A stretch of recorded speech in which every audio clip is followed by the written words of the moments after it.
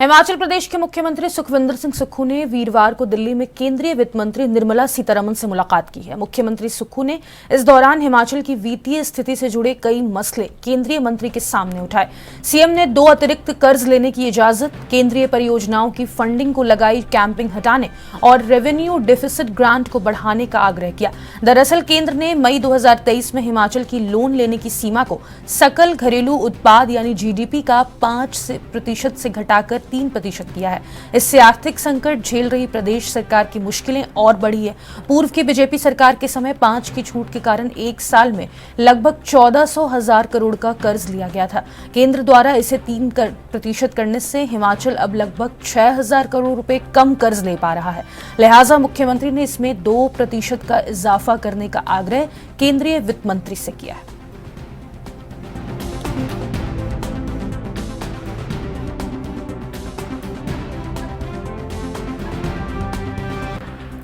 ज्यादा जानकारी के लिए हिमाचल प्रदेश की ब्यूरो चीफ टीना ठाकुर का रुख कर लेंगे। टीना, मुख्यमंत्री सुखविंदर सिंह सुक्खू केंद्रीय मंत्री निर्मला सीतारमण से मुलाकात कर चुके हैं। आर्थिक स्थिति को लेकर वहां पर चर्चा की गई और क्या खास रहा?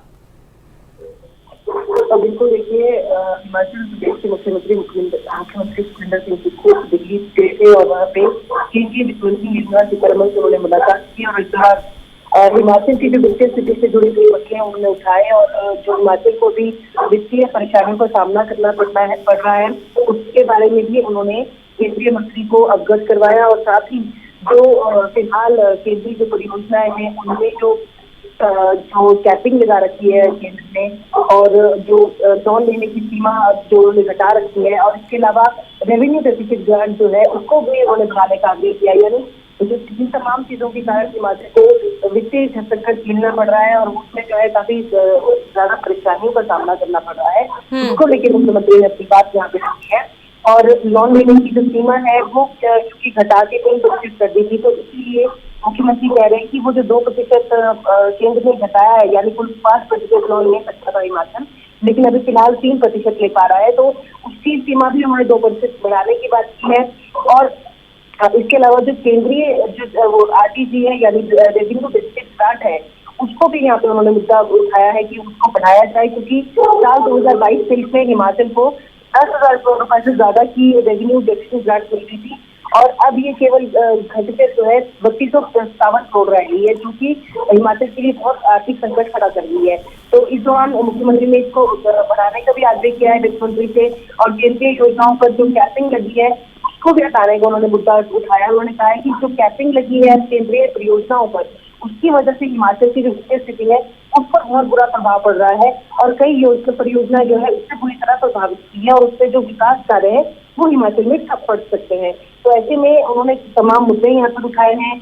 जो निर्माण और पुनर्वास प्रस्ताव है तो विश्व बैंक से उसको भी वित्तपोषण के लिए नई विंडो के तहत विचार करने का आग्रह उन्होंने वित्त मंत्रालय से किया है और तमाम जो जैसे जीएसटी कंपनसेशन भी बंद है जून 2022 से उसको भी उन्होंने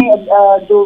बहाल है वो करने का आग्रह किया है और एनपीएस के बदले मिलने वाला लोन भी नहीं हिमाचल को मिल पा रहा है, तो इसको देखते हुए रेवेन्यू डेफिसिट ग्रांट बढ़ाने का उन्होंने और कर्ज लेने की जो सीमा है उसको विशेष तौर पर बढ़ाने का आग्रह केंद्र से किया है। अब यही दिखने वाली बात है कि केंद्र कितनी गंभीरता से इन सब चीजों को लेता है कि बहुत ज्यादा हिमाचल जो है आर्थिक संकट झेल रहा है और बहुत ज्यादा परेशानी इसके कारण हो रही है। विकास कार्य ठप पड़े हैं, कई परियोजनाएं जो है वो बाधित हो रही है। तो ऐसे में मुख्यमंत्री ने अपना पक्ष यहाँ पे रखा है वित्त मंत्री के सामने और पूरे तमाम चीजों को उन्होंने बताया है और खुद भी जो हिमाचल जो चीजें जो कर रहा है जो बजट के दौरान उन्होंने रखी है और उसके बाद जो खर्चों में कटौती कर रहा है और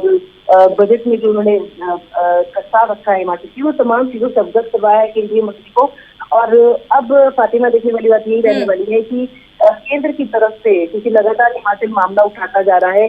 इस बार कितनी गंभीरता से इन मसलों को दिया जाता है और हिमाचल की कितनी सहायता केंद्र कर पाता है, अब ये देखने वाली बात यहाँ पे रहने वाली है। टीना, क्योंकि पहले से हिमाचल सरकार पे आर्थिक स्थिति मंडराई हुई है, खराब है, कर्ज है उन पर पहले से, और ऐसे में 2% अतिरिक्त कर्ज लेने की जो इजाजत उन्होंने मांगी है वित्त मंत्री निर्मला सीतारमण से, तो ऐसे में मुश्किलें तो बढ़ सकती है हिमाचल सरकार की। बिल्कुल देखिए, क्योंकि हिमाचल की अगर हम बात करें 1 लाख करोड़ से अधिक का कर्ज जो है हिमाचल पर हो गया है और ऐसे में हिमाचल लगातार जो है खर्च के दलदल में फंसता जा रहा है, क्योंकि अपने आर्थिक संसाधन हिमाचल के पास कुछ नहीं है। तो ऐसे में क्योंकि हम लोग पहले भी कह रहे हैं कि जो हम पेंशन दे रहे हैं, सैलरीज दे रहे हैं, अधिकतर पैसा उसमें हिमाचल सरकार पर जाता है, और वो पैसा भी जो है केंद्र की तरफ से, केंद्र का मतलब ये कह सकते हैं कि केंद्र का मुंह ताकना पड़ता है हिमाचल को हर छोटी छोटी चीज के लिए। तो ऐसे में क्योंकि नॉन ही एक मात्र सहारा सरकार के पास रहता है कि उसको लेकर जो है जो योजनाएं चल रही हैं उनको आगे बढ़ाया जाए। तो अब क्योंकि एक चीज उसमें ये भी हो सकती है, देखिए फातिमा, की अगर लोन नहीं देना चाहता है हिमाचल तो आर्थिक संसाधन अपने बढ़ाने होंगे, और वो हिमाचल के पास काफी कम उसकी गुंजाइश है, क्योंकि हिमाचल के पास ऐसा कुछ बहुत ज्यादा अपना हाइड्रो प्रोजेक्ट की अगर हम बात करें उसको अगर छोड़ दिया जाए, एक दो चीजें और छोड़ दी जाए, तो ऐसा कुछ बहुत बड़ी चीज हिमाचल के पास अपनी खुद की है नहीं कि जिससे आर्थिक संसाधन बढ़ सके हिमाचल के। और अगर कर्ज इसी तरह बढ़ता रहा तो जो आर्थिक जो स्थिति है, जो चीजें हैं वो बिल्कुल पटरी से बाहर हो जाएंगी। और लोन की जो सीमा है, क्योंकि अधिकतर पैसा हमने ये भी देखा जब बजट प्रस्तुत किया गया और उसमें जब तमाम चीजें डिटेल में रखी गई, तो हमने ये भी देखा कि अधिकतर जो पैसा है वो ब्याज में भी जा रहा है हिमाचल का, कि जो लोन ले रखा है उसका ब्याज भी देना पड़ रहा है। पिछली सरकारों में जो लोन ले रखा है उसका ब्याज भी देना पड़ रहा है। तो ऐसे में हिमाचल को ये सोचना होगा कि लोन लेने के अलावा जो है अगर केंद्रीय मदद मिल सकती है, केंद्र अगर कोई विशेष पैकेज दे पाए, या फिर जो केंद्रीय जो परियोजनाएं हैं उनमें जो कैपिंग लगा रखी है केंद्र ने अभी, अगर उसको भी हटा दिया जाए तो भी हिमाचल को कुछ राहत जो है यहाँ पे फिलहाल मिल सकती है। जी टीना, बजट में भी लोक लुभावन जो वादे कर दिए गए हैं उसको लेकर तो स्थिति खड़ी हो सकती है ना हिमाचल सरकार की तरफ से, अगर कर्ज नहीं दिया गया। बिल्कुल, देखिए, क्योंकि हमने पिछली बार भी देखा कि जिस तरह से बजट रखा गया और उसमें जो बातें रखी जाती है,